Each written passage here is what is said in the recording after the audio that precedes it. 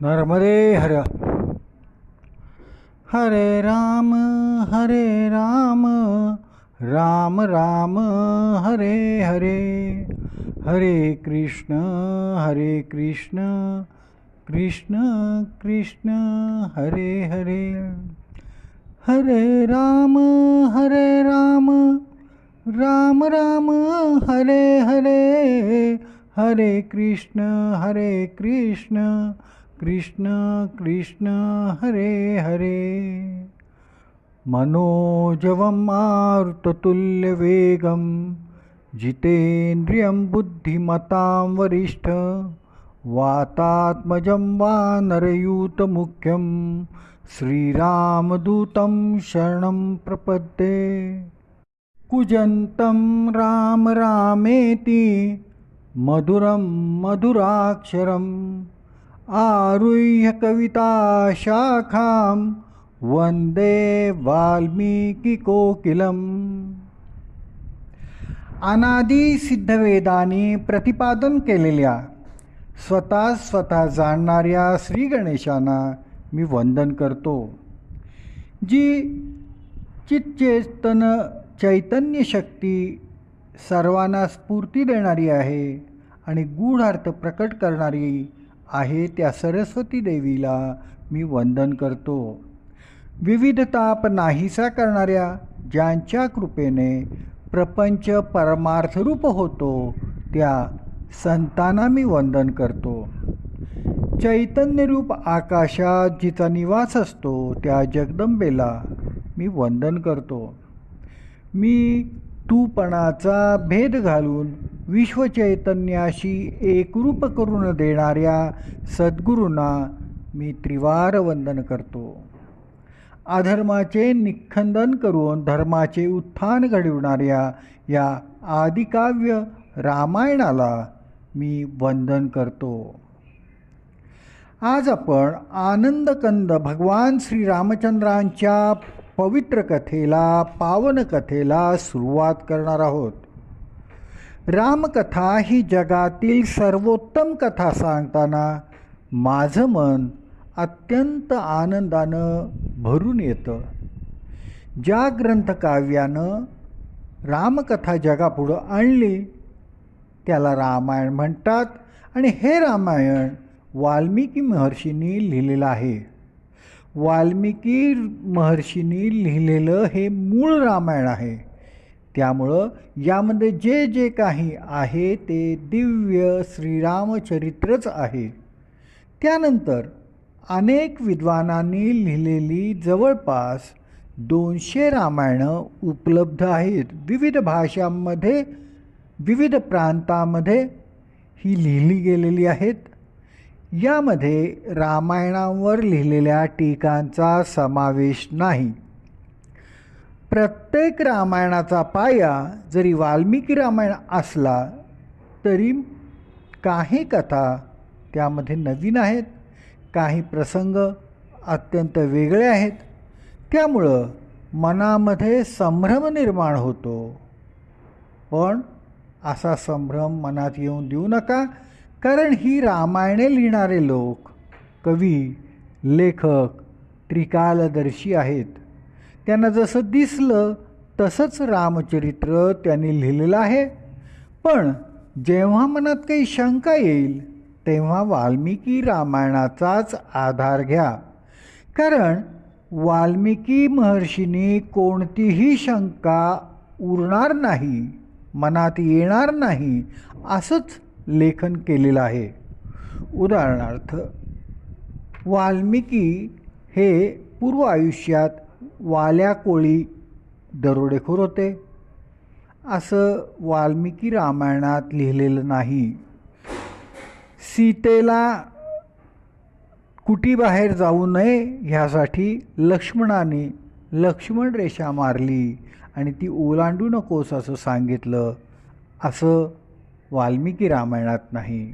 वाल्मिकी रामायणामध्ये गंगा पार करताना केवट प्रसंग जो घडला, केवट जो भेटलेला आहे तो केवट प्रसंग नाही. तसंच शिलेला पाय लावला आणि स्त्री उत्पन्न झाली ती अहल्या असंही म्हणलेलं नाही. वाल्मिकी रामायणामध्ये राम राम लिहिलेले मोठे मोठे दगड सेतू बांधताना समुद्रात टाकले आणि ते पाण्यावर तरंगले, हे अजिबात लिहिलेलं नाही आहे. किंवा कुणी एक परीट किंवा धोबी सीतेबद्दल काही बोलला म्हणून रामानं सीतेचा त्याग केला, असंही म्हणलेलं नाही आहे. मग ह्या कथा इथं आल्या कशा, असा आपल्याला संभ्रम होतो. या जरी दंतकथा असल्या तरी रामभक्ती वाढवण्यास त्या पूरक आहेत, म्हणून त्या काळानुसार वेगवेगळ्या प्रांतामध्ये रामायणामध्ये घातलेल्या आहेत. पण आपण मात्र खरं काय आणि खोटं काय हे जाणलं पाहिजे.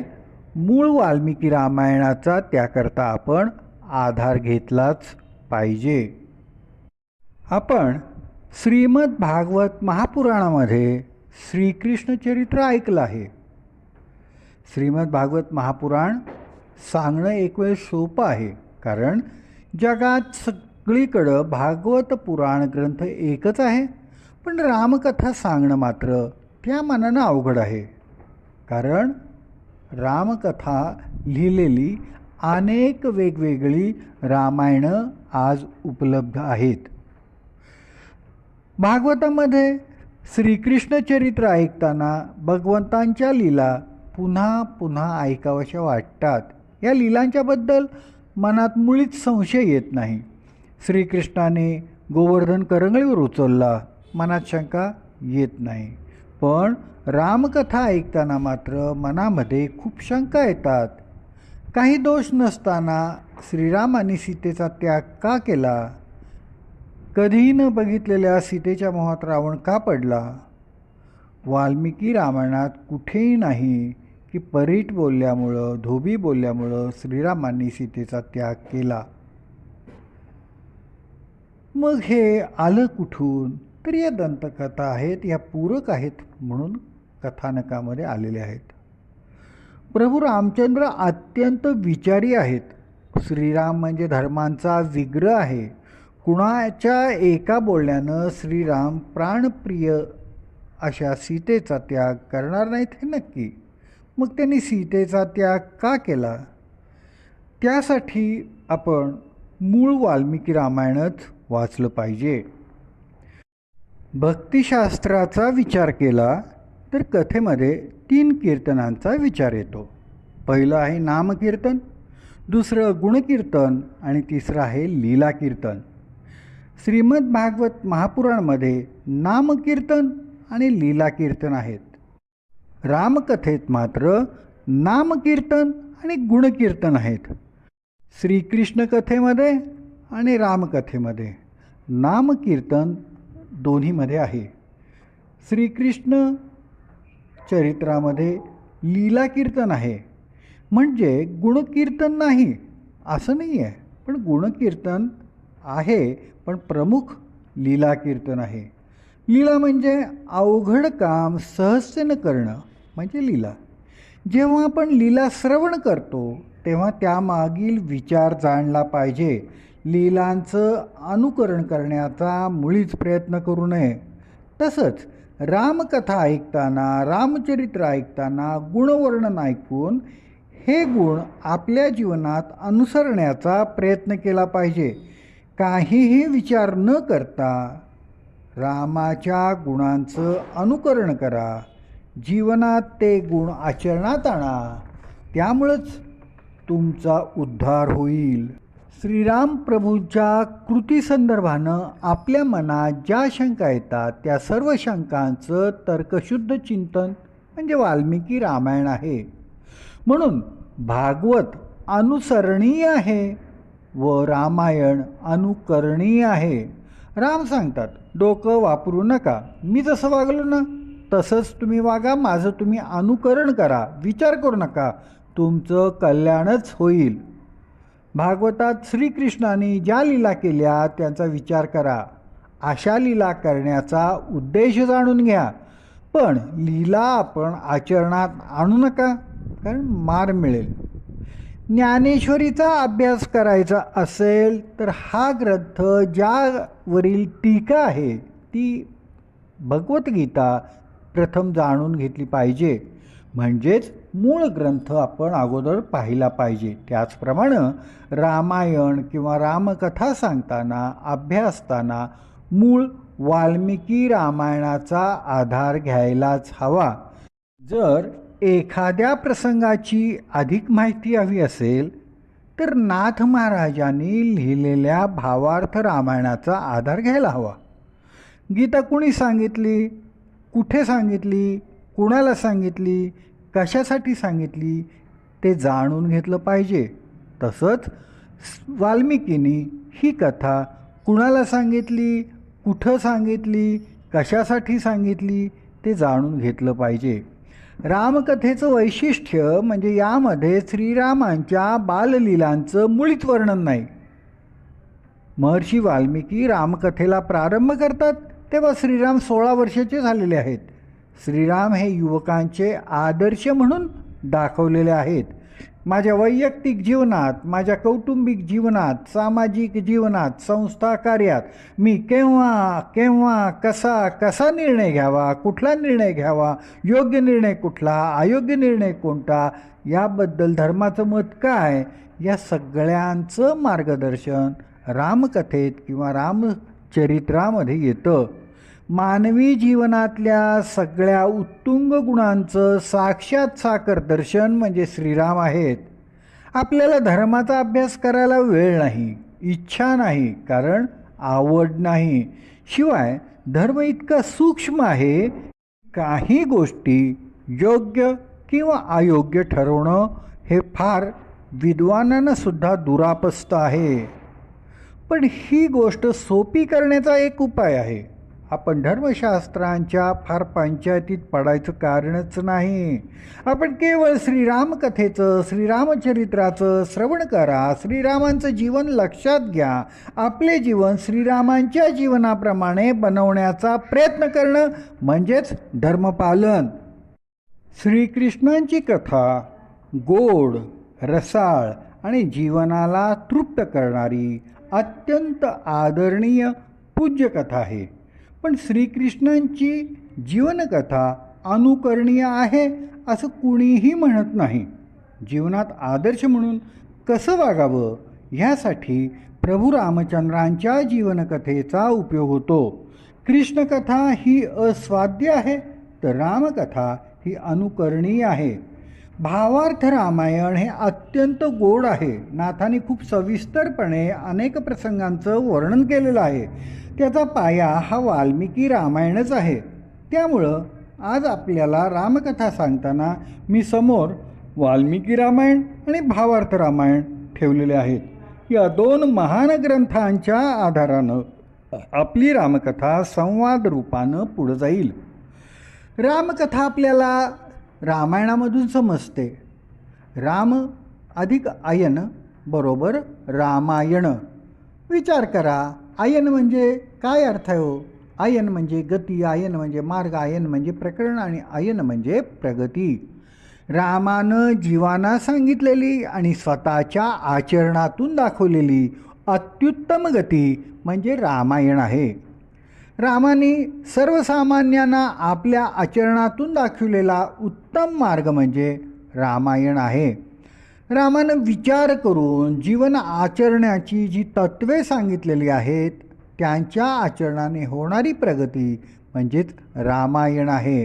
रामचरित्राचं कोणतंही कृत्य म्हणजे एक प्रकरण आहे हे लक्षात येतं ते म्हणजे रामायण आहे.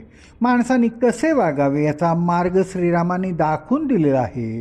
वाल्मिकी महर्षींनी श्रीरामांना माणूस म्हणून प्रकट केले आहे. मात्र इतर सर्व रामायणे श्रीरामांना परब्रह्म भगवन म्हणूनच प्रकट करतात. अत्यंत आनंदाच्या क्षणी, अत्यंत दुःखाच्या क्षणी कसं वागावं हे श्रीराम आपल्याला अत्यंत उत्तमरित्या समजावून सांगतात. ही रामकथा सांगणारे वाल्मिकी कोण आहेत बरं हे आपण जाणून घेऊया. वाल्मिकी हे प्रचेतांचे पुत्र आहेत. ते अत्यंत ज्ञानी असून त्यांनी उत्तम वेदांचं उपनिषदांचं अध्ययन केलेलं आहे. म्हणूनच त्यांना नारद महर्षींच्या सारखे गुरु भेटले. नारद मुनींच्या मार्गदर्शनानुसार आणि ब्रह्मदेवांच्या आज्ञेनुसार वाल्मिकींनी शतकोटी श्लोकी रामायण लिहिलं.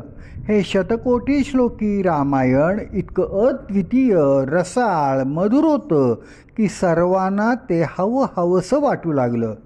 इस्टेटीसाठी जसं भाऊ एकमेकांशी भांडतात तसं देव, दानव आणि मानव रामायणासाठी भांडायला लागले. मानव म्हणायला लागले की श्रीराम मानव रूपानं अवतरले म्हणून रामायणावर आमचाच पहिला अधिकार आहे. देवांचं म्हणणं असं की श्रीराम हे देवच आहेत म्हणून आमचाच रामायणावर हक्क आहे. श्रीराम हे भगवान विष्णूंचे अंश आहेत. तेव्हा देवानेही त्यावर आपला हक्क सांगितला. मग दानव कसे मागं पडून चालतील? दानव म्हणाले की रामायण हे दानवराज, दैत्यराज रावणाच्या पराक्रमाचंच वर्णन आहे. त्यामुळं रामायणावर आमचाच प्रथम हक्क आहे. तिघांचं भांडण काही मिटेना आणि शेवटी सगळेजण ब्रह्मदेवांच्याकडं मध्यस्थी करून द्या आणि आमचा वाद मिटवा म्हणून गेले. ब्रह्मदेवांनी सगळ्यांचं म्हणणं ऐकून घेतलं आणि म्हणाले, तुमच्या वादाचा निर्णय करणं मला शक्यच नाही आहे. तेव्हा तुम्ही महादेवांच्याकडे जावा. महादेव म्हणाले, मी तुमची भांडणं मिटवीन, वाद मिटवीन. मी तिघांना हे रामायण समानच वाटप करीन. असं म्हणून त्यांनी शतकोटी श्लोकामधील 33,33,33,333 श्लोक देवांना दिले, दानवांना दिले आणि मानवांना दिले. या वाटणीनंतर केवळ एक श्लोक शिल्लक राहिला. आता एक श्लोक कसा वाटायचा? तेव्हा त्यांनी त्यातली अक्षरं मोजली. त्या श्लोकामध्ये 32 अक्षरं आहेत. महादेवांनी देवांना, दानवांना आणि मानवांना 10-10 अक्षरं दिली आणि मी स्वतःकरता 2 अक्षरं ठेवून घेऊ का म्हणून त्यांना विचारलं. कारण 2 अक्षरं म्हणजे एकदम क्षुल्लक बाब आहे. म्हणूनच देव, दानव आणि मानवांनी महादेवांना 2 अक्षरं ठेवून घेण्यास संमती दिली आणि ती 2 अक्षरं म्हणजेच राम. महादेवांनी राम हे आपल्याकडंच ठेवून घेतलं. म्हणजे ज्या रामायणातील राम काढून घेतलेला आहे अशा रामायणांचं आपण कितीही वेळा वाचन केलं तरी आपल्या जीवनात राम कसा बरं येईल? म्हणून तो राम शोधण्याची आज गरज आहे. एकनाथ महाराज आणि तुलसीदास गोस्वामींची गंगा किनारी मनकर्णिका घाटावर काशी क्षेत्री भेट झाली. तेव्हा गोस्वामी तुलसीदास एकनाथ महाराजांना म्हणाले, आपण द्वापार युगातील श्रीकृष्णाचं चरित्र वर्णन केलं, कलियुगातील ज्ञानेश्वरी ग्रंथ शुद्ध केला. आता जीवनाच्या अखेरच्या दिवसात आपण रामचरित्र लिहा. त्यामुळं समाजाचं प्रबोधन होईल आणि तुमच्या मनालाही शांती मिळेल. एकनाथांच्या मनाला शांती होती का हो? अजिबात नव्हती.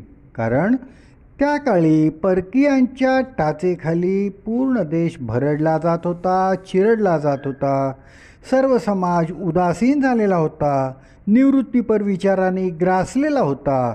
राज्य कुणाचं आहे, आपण काय करायला हवं, विचार करण्याची शक्तीसुद्धा प्रजेमध्ये राहिलेली नव्हती. स्त्रियांची अब्रू दिवसा आढवल्या लुटली जात होती. स्त्रियांचं अपहरण करून विटंबना केली जात होती.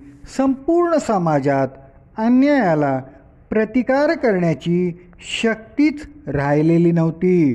त्यांच्या काळात मुखातून रामनाम उच्चारणंसुद्धा मोठा गुन्हा होता. राम राम म्हणणाऱ्यांची जीभ चिमट्यांनी बाहेर ओढून कापली जायची, तर राम राम ऐकणाऱ्यांच्या कानात उकळतं तेल ओतलं जायचं. तरीही एकनाथांनी अनेक रूपके देऊन तुलसीदास गोस्वामींनी सांगितल्याप्रमाणे भावार्थ रामायण लिहिलं की ज्याच्या वाचनानं, ज्याच्या श्रवणानं लोकांमध्ये परकीयांच्याबद्दल घृणा उत्पन्न झाली, परकीयांच्याबरोबर लढण्याची शक्ती प्राप्त झाली, परकीयांच्याकडून स्वातंत्र्य मिळवण्याची प्रेरणा मिळाली. कुटुंब व्यवस्था टिकवण्यासाठी वडील मुलगा, माता पुत्र, पती पत्नी, भाऊ भाऊ हे संबंध कसे असले पाहिजेत याचं उत्तम मार्गदर्शन एकनाथांच्या भावार्थ रामायणातनं लोकांना झालं.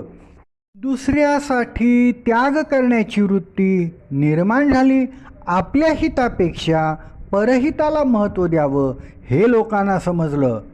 रामकथा, रामचरित्र हे भारताचा गौरवशाली इतिहास आहे. श्रीराम वनवासाला कोणत्या मार्गानं गेले, वाटेमध्ये कुठं थांबले, ती स्थळं अजूनही आहेत. म्हणून श्रीराम हे ऐतिहासिक पात्र किंवा ऐतिहासिक व्यक्तिरेखा आहे. म्हणूनच आपण श्रीरामाची जयंती साजरी करतो. भारतीय संस्कृती समजावून घ्यायची असेल तर प्रस्थानत्रयी समजून घेतली पाहिजे. प्रस्थानत्रयी म्हणजे काय हो? प्रस्थानत्रयी 3 आहेत: वैदिक, पौराणिक आणि संत.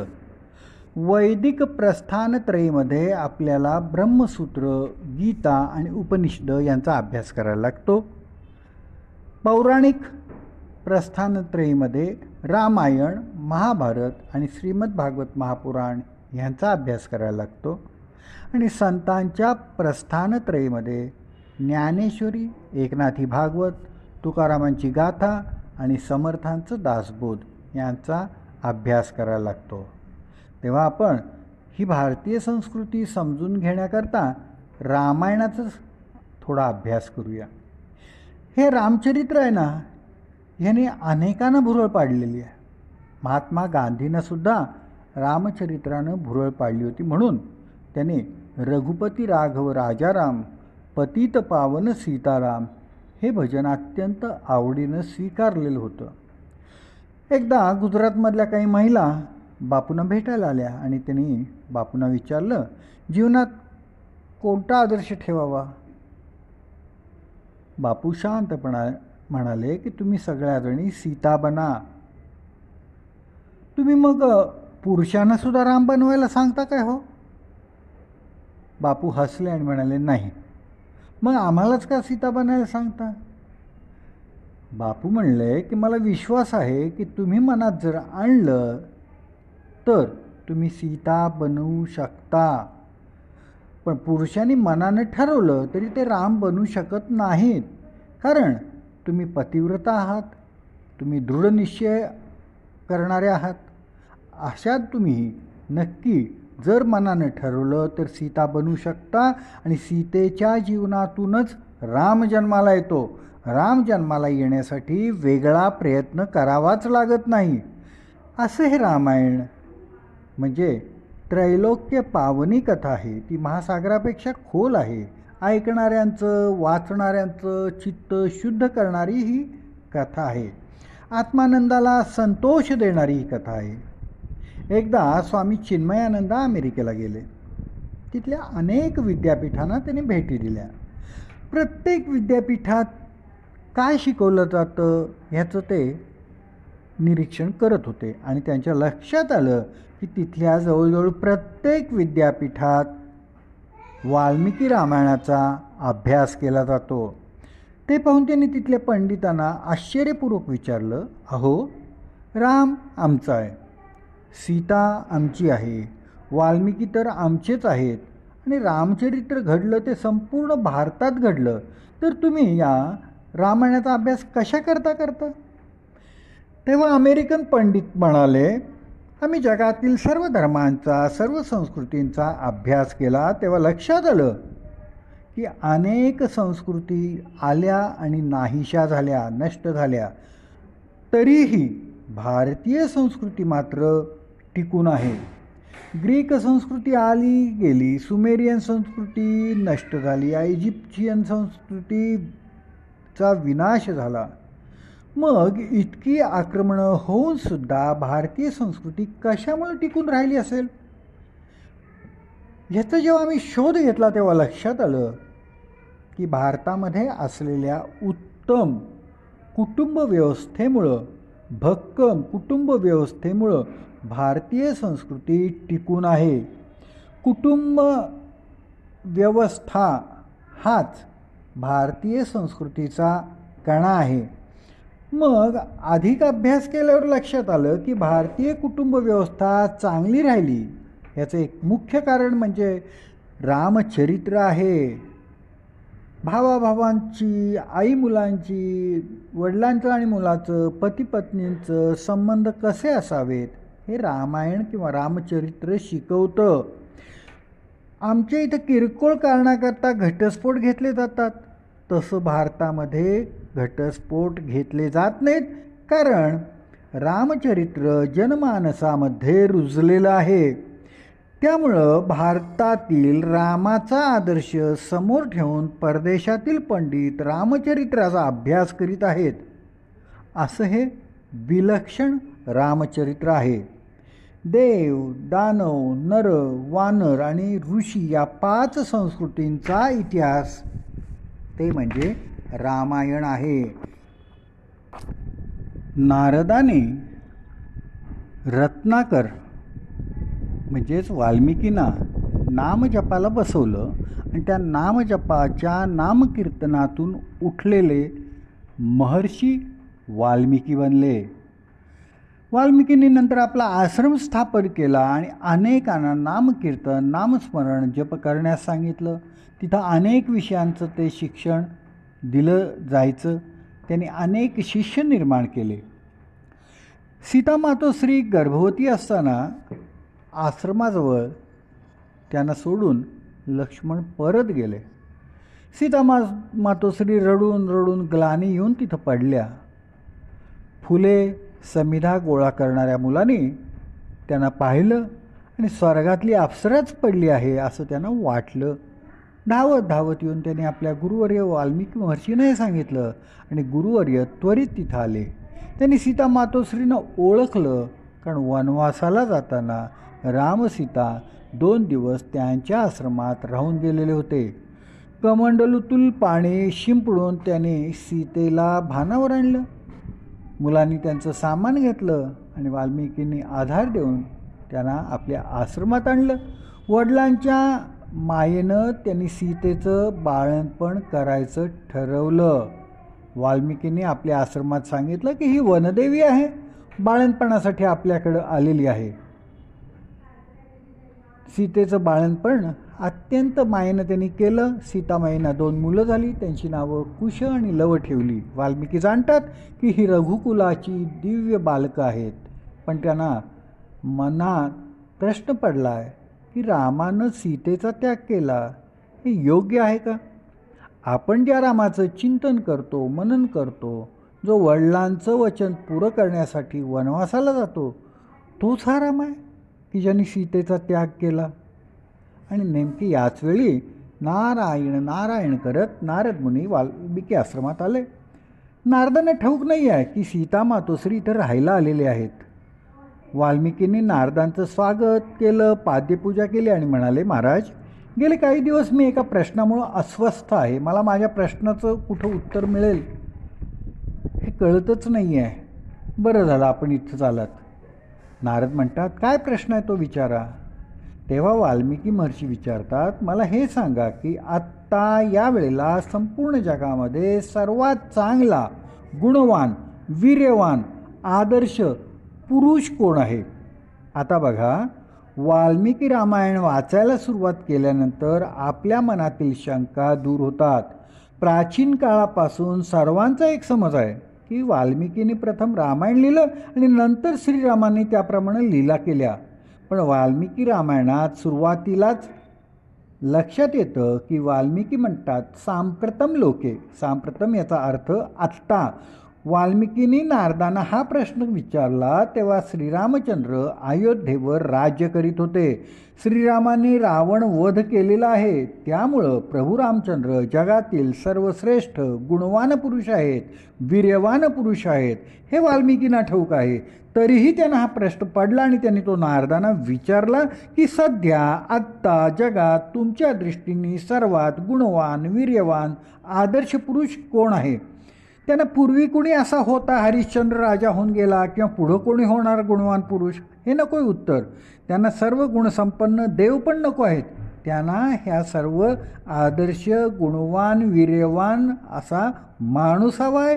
कारण वाल्मिकींनी आपल्या वाल्मिकी रामायणामध्ये रामचंद्र माणूस आहे, मानव आहे अशीच त्यांनी धारणा केलेली आहे.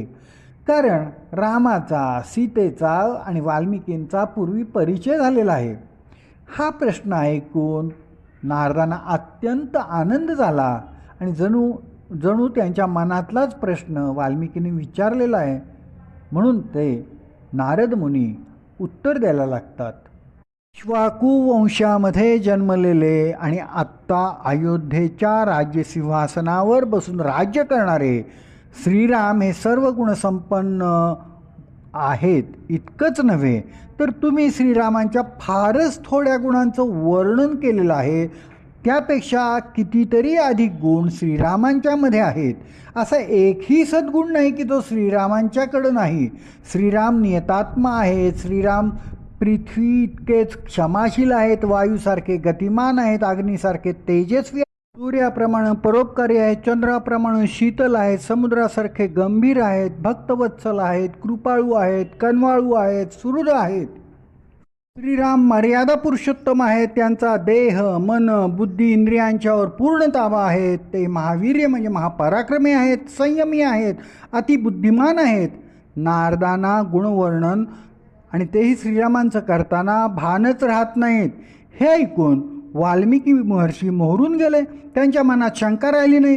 श्रीरामांच्याबद्दल त्यांच्या मनात मुळीच शंका नव्हती. पण काही लोक मात्र विपरीत चर्चा करीत होते. आपल्या सद्गुरूंचं याबद्दलचं काय मत आहे हे वाल्मिकींना जाणून घ्यायचं होतं. म्हणूनच त्यांनी नारदांना हा प्रश्न विचारला. त्यांच्या मनासारखं उत्तर नारदाने दिलं आणि पुढे नारदाने वाल्मिकींना संक्षिप्त रामचरित्र ऐकवलं. नारद हे भक्तीचे आचार्य आहेत. भक्तीचा प्रसार करण्यासाठी तसंच समाजाचा उद्धार करण्यासाठी नारद सतत सर्वत्र संचार करतात. ते उत्तम पत्रकार आहेत. प्रवासात सगळीकडच्या बातम्या ते काढतात.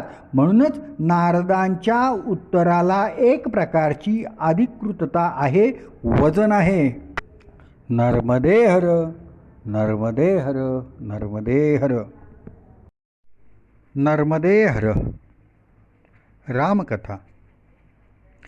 आपण श्रीरामांच्या चरित्राचा विचार करताना वाल्मिकी रामायणाच्या दृष्टीनं ते चरित्र बघत आहोत. आपल्या भारतीय संस्कृतीमध्ये जे संत, महात्मे, ऋषी, मुनी होऊन गेले त्या सर्वांना श्रीरामांचे गुणवर्णन करावंसं वाटलं. का बरं वाटलं? कोणी काव्यातनं वर्णन केलं, तर कोणी गद्यातनं वर्णन केलं, कोणी गीतातनं रामगुणवर्णन केलं, कोणी संस्कृतमध्ये केलं, कोणी मराठीमध्ये केलं, कोणी कानडीमध्ये, मल्याळीमध्ये. प्रत्येकाने आपल्या मातृभाषेत श्रीरामांचं गुणवर्णन केलेलं आहे. का बरं एवढं केलं आहे? रामाखेरीज त्याला दुसरं कोणी दिसलंच नाही की काय? याचं उत्तर देताना प्रसन्न राघव या ग्रंथामध्ये भवभूतीनं सांगितलं आहे की यामध्ये रामचरित्राचा दोष नाही आहे. तसंच विद्वानांचा, संतांचाही दोष नाही. मग दोष कुणाचा आहे? तर हा दोष सद्गुणांचा दोष आहे. सद्गुणांचा दोष दाखवण्याचं धाडस केवळ आणि केवळ भवभूतीच म्हणू शकतात की हा सद्गुणांचा दोष आहे. कारण भवभूतींचा तसा अधिकारच आहे. भवभूती म्हणतात सर्व सद्गुणांना असंच वाटतं की आपण श्रीरामांच्या आश्रयाला जावे.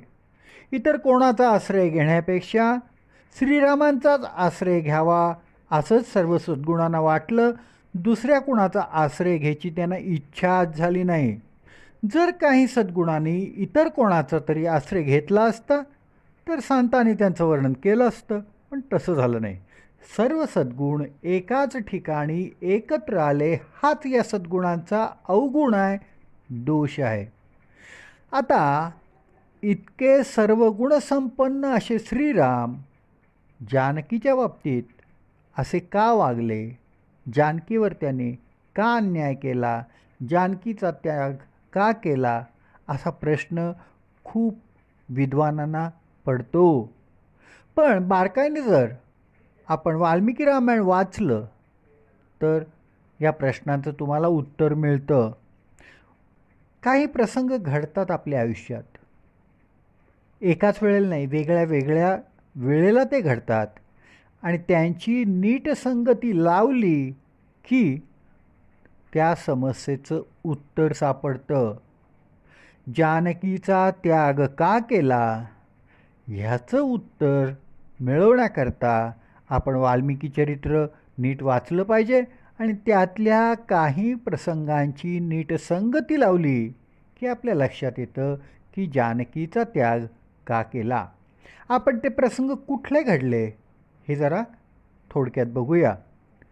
श्रीरामांचा राज्याभिषेक झाला आणि त्यांचं राजव्रत उत्तम रीतीनं चालू असताना एक दिवस दरबारामध्ये अष्टवक्रांचे आगमन झाले. ऋषी अष्टवक्र हे मोठे अधिकारी आहेत, श्रेष्ठ आहेत. श्रीरामांनी त्यांचं स्वागत, पाद्यपूजा केली. तेव्हा अष्टवक्रांनी विचारलं, श्रीरामा, राज्यकारभार ठीक चालला आहे ना? तेव्हा श्रीराम म्हणाले, होय गुरुदेव, मी माझ्या परीनं राज्यकारभार ठीक करत आहे. तेव्हा गुरुदेव अष्टवक्राने श्रीरामांना भारतीय राजकारणातील, राज्यशास्त्रातील राजा प्रकृतिरंजनात ही संकल्पना समजावून सांगितली. राजा म्हणजे प्रजेचा उपभोगशून्य स्वामी आहे. जीवनात मोठ्या पदावरील व्यक्तीने सर्व नियम पाळायलाच हवेत. जीवनात जसं जसं मोठंपण येईल तसं तसं संयमी झालंच पाहिजे. हे सांगून श्रीरामांना अष्टावक्र मुनीने काही प्रश्न विचारलेले आहेत. त्याने विचारलं, श्रीरामा, तुझ्या राज्यामध्ये एकादशीचं व्रत प्रजाजन करतात का? चोरी करणाऱ्याला योग्य शासन दिलं जातं का? तुझ्या राज्यामध्ये वृद्धांचा मान ठेवला जातो का? कोणी वृद्धांना उलटून तर बोलत नाही ना? एका शहाण्याला दूर करून 100 मूर्खांना तू कधी जवळ घेतोस काय? राज्याचा तू स्वामी असलास तरी तू उपभोगशून्य स्वामी आहेस हे जाणतोस का? कररूपानं येणाऱ्या संपत्तीतून स्वतःची संपत्ती निर्माण करतोस काय? आणि स्वतःच्या पैशातूनच तुझा वैयक्तिक खर्च करतोस का? तेव्हा श्रीराम अत्यंत नम्रपणे म्हणाले की मी आपणास सांगू इच्छितो की आपण म्हणतात तसेच त्याच वृत्तीनं मी राज्य करतो, राज्यकारभार करण्याचा प्रयत्न करतो. राज्य हेच माझं जीवन आहे. मला वैयक्तिक जीवन नाही. माझ्या मनात अखंड राष्ट्रविचार आणि राष्ट्र उद्धाराचेच विषय असतात. राष्ट्रहितालाच मी प्राधान्य देतो. गुरुदेव, एखाद्या वेळी राज्यहिताकरता मला भगवती सीतेचा जरी त्याग करावा लागला तरी मी तो निर्णय घेताना मागे पुढे पाहणार नाही. श्रीराम प्रभू म्हणाले, स्नेहम दयांच सौख्यम च यदि वा जानकीमपि आराधनाय लोकानां मुंचतो नास्ति मे व्यथा. मी प्रजेची आराधना करण्यासाठी सिंहासनावर बसलेलो आहे. केवळ मौज मजा करण्यासाठी मी सिंहासनावर बसलेलो नाही. भारतीय परंपरेनुसार प्रजेला नारायण स्वरूप मानून राजानं सेवकाच्या भूमिकेनं जनता जनार्दनाची आराधना करावी, प्रजेला सुखी करावं. हे करताना त्या जनहिताच्या आड जर जानकी आली तर मी जानकीचा सुद्धा त्याग करेन. हे ऐकून अष्टावक्र ऋषींना आनंद झाला. तथास्तु म्हणून ते गेले. रामचंद्रांच्या मुखातून जणू काही सीतेचे भवितव्यच बोलले गेले. म्हणून बोलताना नेहमी सावध राहिलं पाहिजे. तथास्तु म्हणजे तसंच होईल. सत्कर्माची सुद्धा कधी कधी बाधा होते, नशा येते. श्रीरामाने जानकीचं नाव घ्यायची गरजच नव्हती. प्रजेसाठी मी पत्नीचा त्याग करेन म्हणलं असतं तर चाललं असतं, पण त्यांनी जानकीचं नाव घेतलं आणि अष्टवक्राने तथास्तु म्हणलं. हा एक प्रसंग झाला. त्यानंतर श्रीराम एकदा आपल्या महालात आले तेव्हा भगवती जानकी एक चित्रप्रदर्शन बघण्याकरता बाहेर गेलेली होती. एका चित्रकाराने श्रीरामांच्या जीवनातील अनेक चित्र काढून त्यांचं प्रदर्शन भरवलेलं होतं आणि ते पाहण्याकरता भगवती जानकी आपल्या सख्यांच्या सह गेलेली होती. श्रीरामांच्या 14 वर्षे वनवासाबद्दल सर्व प्रजाजनांना अत्यंत कुतूहल होतं, म्हणून त्यांनी लक्ष्मणाला विचारून त्याच्याकडनं माहिती घेऊन त्या प्रसंगांची अनेक चित्र काढलेली होती. त्या चित्रांचं प्रदर्शन बघण्याकरता सीता मातोश्री आपल्या सख्यांच्या सह गेलेल्या होत्या. त्यावेळी सीता मातोश्री 8 महिन्याच्या गर्भवती होत्या. प्रत्येक चित्र पाहताना जुन्या आठवणी जागृत होत होत्या. त्यांची माहिती त्या सख्यांना सांगत होत्या. थांबत थांबत प्रदर्शनातली चित्र बघणं चालू होतं. इथं गुहा निषादनं आमचं उत्तम स्वागत केलं. हा आश्रम वाल्मिकींचा आहे. इथं आम्ही 2 दिवस राहिलो होतो. हा आश्रम भरद्वाज ऋषींचा आहे. इथं सर्व भेटण्याकरता आलेले होते. चित्रकूटची पर्णकुठी. इथं विराध राक्षसाला मारलं. इथं कबंधाला मारलं. हा जटायू भेटला. हा पंचवटीचा परिसर आहे. खूप सुंदर परिसर आहे. इथंच शूर्पणखाचं नाक, ओठ, कान कापले होते. या कुटीतून माझं अपहरण झालं. त्यानंतरची सर्व चित्रे सीतेला नवीन होती, त्यामुळं प्रदर्शन पाहण्याला खूप वेळ लागला. थकलेल्या सीता मातोश्री महालात येऊन पहुडल्या. श्रीराम आले तेव्हा दोघंही एकमेकांशी बोलत बसले.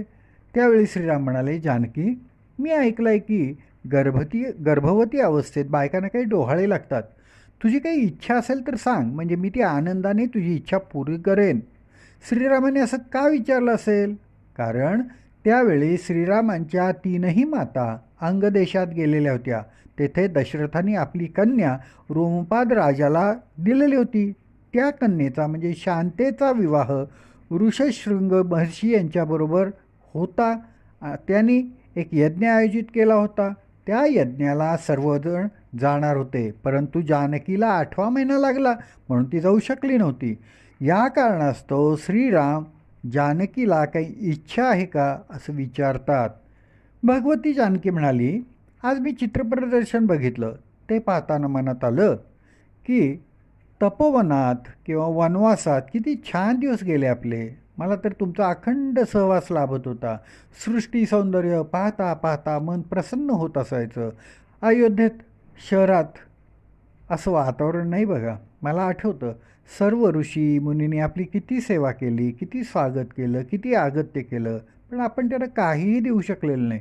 तुम्ही थोडा मोकळा वेळ काढा. आपण पुन्हा एकदा वनवासाला ज्या मार्गाने गेलो त्या मार्गावर जाऊ. काही आश्रमात थांबूया. आपण ऋषीमुनींची, ऋषीपत्नींची आपण सेवा करूया. सत्संग होईल. त्यांना आपण आभूषणं देऊ, उत्तम वस्त्र देऊ, उत्तम उपहार देऊ. सर्वांना नमस्कार करावा आणि आपल्या बाळासाठी, कुळासाठी, त्याच्या भाग्योदयासाठी सर्वांचे आशीर्वाद घ्यावेत अशी मला इच्छा आहे. श्रीराम सगळं ऐकून घेतात आणि म्हणतात, उद्या आपण काहीतरी नक्की ह्याबद्दल व्यवस्था करूया असं म्हणतायत. आणि इकडं थकलेली सीतामाई बोलता बोलता झोपी गेल्या.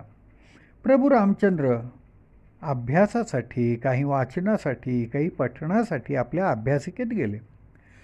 रात्री श्रीरामांना भेटण्याकरता एक दूत आला. हा अंतरंगातला दूत होता. हा सगळ्यात महत्त्वाचा हेर होता. त्यामुळं कधीही कोठेही तो जाऊ येऊ शकत असे. श्रीराम त्या हेराला म्हणजेच भद्राला बोलवतात. श्रीरामाने भद्राला खाजगी दालनात नेलं. भद्र हात जोडून उभा राहिला. तो काही बोलत नाही. श्रीरामांच्याकडं बघतो, नंतर खाली बघतो. भगवंतांनी बघितलं भद्राचे डोळे पाणावलेले आहेत. बोल की रे भद्रा, बोल, किती वेळ थांबलायस? भद्र हुंकेस देतो. घाबरू नको, मी तुला अभय देतो, बोल काय आहे? लक्ष्मणाबद्दल काही आहे का? नाही महाराज. मग माझ्याबद्दल काही आहे का? बोल. नाही महाराज. मग काय भरत शत्रुघ्नबद्दल काही आहे? नाही महाराज. अरे मग असं काय, बोल ना तू. मग काय जानकीबद्दल काही ऐकलेस का? भद्र काहीच बोले ना. तो रडायला लागला. श्रीरामांनी त्याला जवळ घेतलं. भिऊ नकोस, जे ऐकलेस ते सांग, मी तुला अभय देतो. भद्रांनी शब्दांची जुळवाजुळव करत संपूर्ण अयोध्येमध्ये काय चर्चा चालली आहे ते श्रीरामांना सांगितलं. वाल्मिकी रामायण सांगतं की चौकात अशी चर्चा चालू होती, सगळ्यांची कुजबूज होती की अयोध्येच्या अत्यंत पवित्र राजसिंहासनावर जानकीला का बसवलं. रावणाकडं राहिलेली जानकी राजसिंहासनावर बसूच शकत नाही.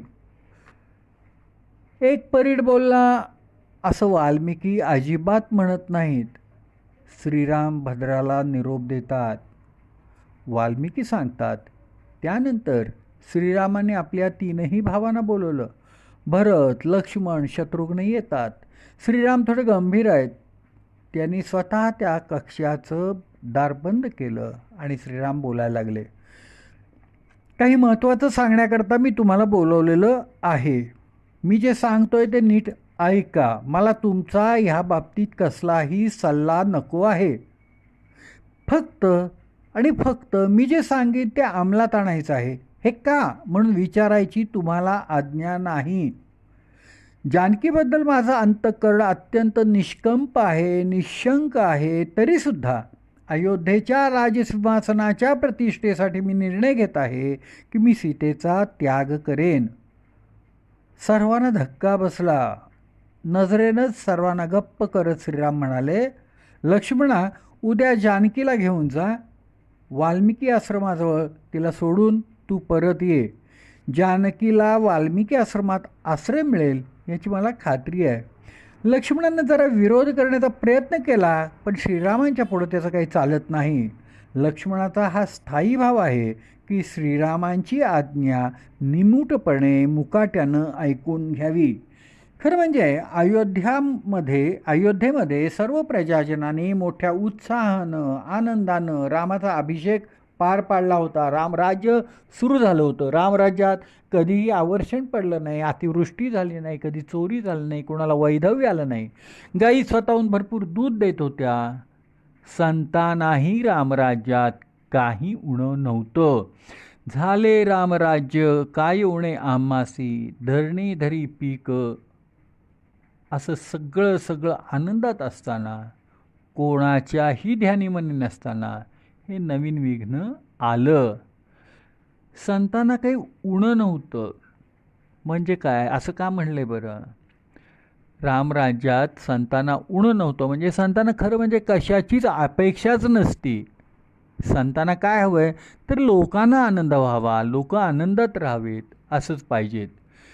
सर्व प्रजेमध्ये संत आहेत, तरीसुद्धा संतांचा उल्लेख वेगळा केला आहे, कारण त्यांचा आनंद वेगळा आहे. संतांना आनंद केव्हा होतो? जेव्हा सर्वजण धर्मानं आचरण करतात, धर्मानं वागतात, शुद्ध आचरण करतात, स्वधर्माचं पालन करतात, तेव्हा सगळ्यांना आनंद होतो आणि सर्वजण आनंदी आहेत हे बघून संतांना आनंद होतो. म्हणून रामराज्यात संतांना काहीही उणे नव्हते असं म्हणलेलं आहे. दुसऱ्या दिवशी सकाळी श्रीराम जानकीला म्हणाले, सीते, तपोवनात हिंडण्याची, गंगास्नान करण्याची, दानधर्म करण्याची, ऋषीमुनींची सेवा करून त्यांचे आशीर्वाद घेण्याची तुझी इच्छा आहे ना? तर मग लक्ष्मणासह तू वनात जा. जानकी विचारते, आपण नाही येणार? सध्या भरपूर काम आहे गं. सीता हे जाणते की हे अयोध्येचे सम्राट आहेत, त्यांना खूप कामं आहेत. त्यामुळे तिनं श्रीरामांना आग्रह केला नाही. जानकीनं जायची तयारी सुरू केली. नाना वस्तू, उत्तम आभूषणे, उत्तम वस्त्रे, उत्तम मिठाया तिनं भरपूर जमवल्या. कोणाकोणाला काय काय द्यायचं ते तिच्या मनात होतं, त्याप्रमाणे ते तिनं एकत्रित केलं. दुसऱ्या दिवशी सकाळी सुमंत रथ घेऊन आले. सर्व सामान रथामध्ये ठेवलं. महावीर लक्ष्मण आले. श्रीराम त्यांना निरोप देण्यासाठी महालाच्या दरवाजापर्यंत आले. भगवती जानकी श्रीरामांना प्रणाम करून रथात बसतात. पाठोपाठ लक्ष्मणही बसतात. श्रीराम दोघांना हसून निरोप देतात. रथ निघतो. श्रीराम रथाकडे बघत राहतात. हसत हसत ते थांबतात. रथ दिसेनासा होतो. महर्षी वाल्मिकी वर्णन करतात. या क्षणानंतर श्रीरामांच्या चेहऱ्यावर स्मितहास्य कधीही दिसलं नाही. ह्या अवतारात श्रीराम यानंतर कधीच हसलेले दिसले नाहीत. वाटेत जानकी पाहते की लक्ष्मण काही बोलत नाहीत, म्हणून ती त्या लक्ष्मणाला समजवते, आपले दादा आता अयोध्येचे सम्राट झालेत, त्यामुळे त्यांना आपल्याकरता वेळ काढता येत नाही, तेव्हा तुम्ही दादावर रागू नका. तरीही लक्ष्मण शांतच. गंगा आली. गंगा पार करून जानकी सर्व सामानासह लक्ष्मण गंगा पार होतात. लक्ष्मण सर्व साहित्य घेऊन पुढं चालत आहेत. मागोमाग जानकी चालत आहे. एके ठिकाणी लक्ष्मण झाडाखाली सर्व साहित्य ठेवतात आणि थांबतात. तेव्हा भगवती जानकी म्हणते, लक्ष्मणा, वाल्मिकींचा आश्रम तर अजून दूर आहे. लक्ष्मणाच्या डोळ्यातनं अश्रू व्हायला लागतात. ते पुसत तो म्हणतो, पण वहिनी, दादानी मला तुम्हाला इथपर्यंतच पोचवण्याची आज्ञा केलेली आहे. जानकी म्हणते, म्हणजे काय? लक्ष्मण खाली बघतो. त्याच्या नेत्रातून अश्रुधारा लागलेल्या आहेत. लक्ष्मणा, काय झालं ते नीट सांग. तुझ्या वहिनीवर दुःखाचा आणखीन काही आघात होणार असेल ना, तर तो आघात तू कर. आजपर्यंत ती अनेक दुःख सोसली आहेत. काही जणांचा जन्म केवळ दुःख सोसण्याकरताच असतो. तेव्हा काय ते सांग. अत्यंत व्याकुळ होऊन लक्ष्मण हात जोडून खाली मान घालून सांगतो, वहिनी, आज दादांनी तुमचा त्याग केला आहे. आपण वर्षभर रावणाच्या बंदिवासात होता, म्हणून अयोध्येच्या सिंहासनावर बसण्याचा आपणास नैतिक अधिकार नाही, असं सर्व अयोध्यावासींचं म्हणणं आहे. भगवती जानकी मटकन खाली बसली. तिनं दोन्ही हाताने आपले डोकं गच्च धरलं. सर्व ब्रह्मांड तिच्याभोवती फिरायला लागलं. काय बोलावं ते सुचेना, कळेना. झाडाच्या आधारानं परत ती उभी राहिली. लक्ष्मणाला म्हणाली, तुझ्या दादाने असं सांगितलं? ठीक आहे लक्ष्मणा, अयोध्येच्या राजाला विचार की तुमच्या डोळ्यादेखत अग्निपरीक्षा देऊन सुद्धा केवळ लोक बोलतात, म्हणून मला सोडताना, माझा त्याग करताना तुम्हाला काही वाटत नाही? हे तुमच्या कुणाला शोभतं काय? हे तुमच्या स्वभावाला पटतं काय? मी सामान्य नागरिक म्हणून राजाला हा प्रश्न विचारत आहे. मला न्याय हवा आहे. एवढं भगवती जानकी बोलून गेली आणि एकदम शांत झाली. आपण काय बोललो याचं तिला भान आलं आणि ती लक्ष्मणाला म्हणाली, अरे लक्ष्मणा, काय बोलून गेले रे मी? फार वाईट बोलले मी. तुझ्या दादाला हे काही सांगू नको. मी विचारलेला प्रश्न दादाला विचारू नकोस. श्रीराम कधीच कुणाचं वाईट चिंतनही करू शकणार नाहीत याची मला खात्री आहे. श्रीराम शत्रूच्या हिताचा विचार करणारे आहेत. ते कधी चुकणं शक्यच नाहीत, कारण श्रीराम कोणताही निर्णय घेताना प्रथम 100 वेळा विचार करतात, मगच निर्णय घेतात. लक्ष्मणा, नक्कीच मी पूर्वजन्मी कुणावर तरी अन्याय केलेला आहे, त्याचाच हा परिणाम आहे. ठीक आहे, तुम्ही जावा आता. जाऊन तिन्ही सासूबाईंना माझा प्रणाम सांगा. श्रीरामांचा निर्णय मी स्वीकारला आहे असंही सांगा. यापुढील माझं जीवनही तुमच्या कुळाला साजेसं असंच राहील. खरं म्हणजे श्रीरामांच्या वियोगानं मी प्राणत्याग करणंच योग्य आहे, पण मी तसं करणार नाही, कारण माझ्या उदरी रघुकुलाचा दिव्य वंश वाढत आहे. त्या रघुकुलाच्या वारसदाराचं योग्य तऱ्हेनं संगोपन करणं माझं प्रथम कर्तव्य आहे. तोपर्यंत मी एकच काम करेन, ते म्हणजे मी सूर्यनारायणाची उपासना करेन, मी सूर्यनारायणांची आराधना करेन आणि सूर्यनारायण प्रसन्न झाल्यावर मी त्यांना सांगेन, पुढील जन्मीसुद्धा मला पती म्हणून श्रीरामच लाभावेत, पण त्यांचा जीवघेणा वियोग होऊ नये. मी श्रीरामांची नित्य संयोगिनी व्हावे. हे सर्व बोलताना भगवती जानकी वारंवार हुंदके देत होती आणि लक्ष्मण ते ऐकत होते. श्रीरामांचे हे वागणे त्याला पटलेले नव्हते, पण हे सर्व ऐकणं करणं त्यांना भागच होतं. गर्भवती जानकीला सोडून जाताना त्यांचे पाय जड झाले. त्यांना पाय उचलता येईनात. त्याने विचार केला की प्राणत्याग करणंच आत्ता उत्तम आहे. कसे तरी पाय ओढत ओढत लक्ष्मण गेले. नौकेत बसून त्यांनी गंगा पार केली. सुमंत रथाजवळच उभे होते. त्यांच्याजवळ लक्ष्मण गेले. लक्ष्मणांच्या डोळ्यातनं घळा अश्रू येत होते. काय बोलावं, काय करावं त्यांना सुचेना आणि ते म्हणाले, दादाच्या आज्ञेमुळं मी अत्यंत भयंकर कृत्य केलं आहे, त्यामुळं मला यापुढे जगण्याचा अधिकार नाही.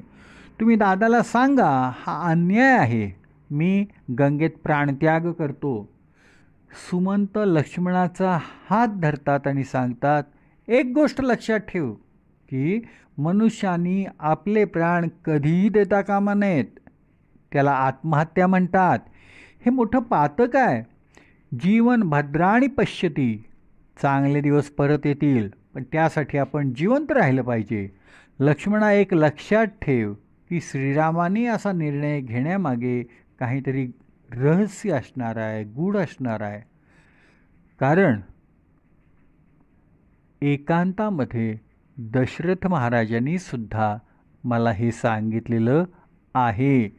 लोकांचं मत बदलेल, त्यांना पश्चाताप होईल, पण हे सर्व पाहण्याकरता आपण जिवंत राहणं आवश्यक आहे. माझ्यासह तुम्ही परत चला. लक्ष्मणा, तुम्ही एक लक्षात घ्या की हा अन्याय भगवती जानकीवर करण्यापूर्वी श्रीरामाने स्वतःवरही केलेला आहे. श्रीरामांना जर सावरायचे असेल तर माझी आपल्याला विनंती आहे की आपण अयोध्येला परत यावे. रथात बसून अत्यंत दुःखानं लक्ष्मणासह सुमंत अयोध्येला परतले. झाडाखाली बसलेल्या भगवती जानकींनी हे राम म्हणून टाहो फोडला आणि ती खाली कोसळली. वनामध्ये हलकल्लोळ माजला. सर्व प्राणी सैरा वैरा धावू लागले. सर्व पक्ष्यांनी जोरजोरात चिवचिवाट करायला सुरुवात केली. काहीतरी विचित्र घडलंय असं लक्षण सगळीकडे दिसायला लागलं. वनातील शांतता भंग पावली. महर्षी वाल्मिकींचे काही शिष्य समिधा फुले गोळा करून आश्रमाकडे येताना त्यांनी एक स्त्री खाली पडलेली पाहिली. बेशुद्ध अवस्थेतली ती स्त्री त्यांना अप्सराच पडली आहे की काय असं वाटलं. ती मुलं धावत धावत गुरुदेवांच्याकडे आली आणि म्हणाली, गुरुदेव लवकर चला, लवकर चला, आश्रमाजवळ एक अप्सरा पडलेली आहे. भगवती जानकीचे सौंदर्य पाहून मुलांना ती अप्सराच असावी असं वाटलं. गुरुदेवांनी मुलांना आपापल्या पर्णकुटीत जायला सांगितलं व कमंडलू घेऊन ते जानकीजवळ पोचले. त्यांनी तिला ओळखलं व त्यांना आश्चर्याचा धक्का बसला. त्यांनी आपले डोळे मिटले व त्यांच्या प्रज्ञाचक्षुनी सारं काही जाणलं. मग डोळे उघडून त्यांनी कमंडलूतील जल भगवती सीतेच्या मुखावर शिंपडले आणि हाका मारल्या. त्याबरोबर सीतेनं डोळे उघडले व त्यांना पाहिलं. तेव्हा गुरुदेव म्हणाले, हे पतिव्रते, तुझं स्वागत असो. पतिव्रता हे शब्द ऐकताच भगवतीच्या देहामध्ये आग पेटली. तिने उठून महर्षी वाल्मिकींना प्रणाम केला आणि म्हणाली, गुरुदेव, मी पतिव्रता नाही, मी तर कलंकित आहे. तिला धीर देत गुरुदेव म्हणाले, सीते, सगळं काही मला ठाऊक आहे. माझ्या तपोमय नेत्राने तुझ्यावर झालेला अन्याय बघितला आहे. अयोध्येच्या अविचारी लोकांनी तुला कलंकिता म्हणून अयोध्येच्या मंदिरातून बाहेर फेकली आहे. पण मी प्रचेतस मुनींचा पुत्र प्रतिज्ञा करतो की या देवतेला मी अयोध्येच्या मानस मंदिरात पुनर्स्थापित करेन. पण त्यासाठी मला तुझं सहकार्य हवं आहे. तू माझ्याबरोबर आश्रमात चल. आश्रमातील वृद्धा तुझी प्रसूती व्यवस्थित करतील. तू आश्रमात वनदेवी नावाने राहा. कोणालाही तुझा खरा परिचय देऊ नकोस. आश्रमातील कुणीही तुला याबद्दल अधिक तपशील विचारणार नाहीत. मला केवळ एक संधी दे आणि आत्ता तू आश्रमात चल. काहीही न बोलता भगवती जानकी महर्षी वाल्मिकींच्या आश्रमात त्यांची मानसकन्या वनदेवी नावानं राहायला लागली. हे ठिकाण आजही ब्रह्मावर्ती इथं आहे. आज आपल्या सद्गुरूंनी श्रीरामांच्याबद्दल आपला अभिप्राय सांगितला, त्यामुळं वाल्मिकींना अत्यंत आनंद झाला. भगवती सीतेच्या त्यागानंतर सुद्धा देवर्षी नारदांचे श्रीरामांच्या बद्दलचे मत बदललेलं नाही. ह्या गोष्टीचा तो आनंद होता आणि त्याच आनंदात महर्षी वाल्मिकी झोपी गेले. दुसऱ्या दिवशी पहाटे नेहमीप्रमाणे स्नानासाठी भरद्वाजांच्या सह ते तमसा नदीच्या किनारी आले. पहाटे तमसा तीर अत्यंत मनोहर वाटत होतं. वाल्मिकी भरद्वाजांना म्हणाले, काय सुंदर तीर्थ आहे बघ, पाणी बघ काय निर्मळ आहे, वातावरण बघ काय प्रसन्न आहे. खरं म्हणजे रोजच गुरुदेव इथं येत आहेत, पण आज त्यांना सर्व काही सुंदर वाटतंय, प्रसन्न वाटतंय, कारण त्यांचं मन प्रसन्न आहे. मग त्यांनी तमसेत स्नान केलं, पुन्हा एकदा तमसा तीरावर त्यांनी चक्कर मारली. तेव्हा त्यांचं लक्ष एका झाडावर गेलं. तिथं आनंदाने क्रीडा करणारी क्रौंच पक्ष्यांची त्यांनी जोडी पाहिली. हे जोडपं आपल्याच आनंदात होतं. त्यांचा हा आनंद वाल्मिकी अनुभवत होते, त्यांच्याकडं बघत होते. त्याच वेळी एक शिकारी त्या क्रौंच पक्ष्यांच्या जोडीकडं बघत होते. पण दोघांचा दृष्टिकोन मात्र वेगळा होता. तो शिकार म्हणून क्रौंच पक्ष्यांच्याकडं बघत होता. एकाएकी त्याच्या धनुष्यातील एक बाण सुटला आणि क्रौंच पक्ष्याच्या नराच्या छातीत बाण लागला. प्राणांतिक वेदनांनी आक्रोश करत तो खाली कोसळला, तडफड करू लागला, रक्तबंबाळ झाला, आचके द्यायला लागला, पाय ताठ करायला लागला, पक्ष्यांची विचित्र फडफड करायला लागला. आपल्या प्रिय मादीकडं केविलवाण्या नजरेनं पाहत पाहत तो चित्कार करायला लागला. त्याची तडफड पाहून व्याकुळ झालेली मादी त्याच्याभोवती घिरट्या घालायला लागली, सारखी ची ची करत होती. क्षणार्धात हे सगळं घडलं होत्याचं नव्हतं झालं. वाल्मिकी बघत राहिले, काय करावं कळेना. त्यांनी शिकाऱ्याकडे बघितलं आणि त्यांच्या मुखातून उत्स्फूर्तपणे काही शब्द बाहेर पडले. मा निषाद प्रतिष्ठात्वम आगम शाश्वती समा यत क्रौंच मिथुनात एकम अवधी काम मोहितम. अरे पापी निषादा, आयुष्यभर तुला शांती मिळणार नाही आणि कधीही प्रतिष्ठाही मिळणार नाही. आपल्या क्रीडेमध्ये मग्न असलेल्या क्रौंच जोडप्यापैकी तू नराला ठार केलंस. वाल्मिकींना अत्यंत दुःख झालं आहे. वारंवार ते हेच वाक्य म्हणत होते. अत्यंत शोकाकुल अवस्थेत ते आश्रमात परत आले. मग त्यांच्या मनात आलं की माझ्या मुखातून ही छंदबद्ध रचना कशी काय झाली. त्याने अक्षर मोजून पाहिली तेव्हा ती 32 अक्षरं भरली. त्यांच्या लक्षात आलं की हे एक वृत्त आहे, अनुष्ठुभ वृत्त. आजपर्यंत हा छंद, हे वृत्त फक्त वेदातच आहे, पण आज अशी रचना लौकिक भाषेमध्ये माझ्या मुखातून बाहेर पडली. आश्चर्य आहे. आश्रमात येऊन ते संध्या करण्याकरता आसनावर बसले. मनात हाच विचार होता, असं कसं घडलं. माझ्या मुखातून अनुष्ठुभ छंदामध्ये ही रचना कशी काय आली.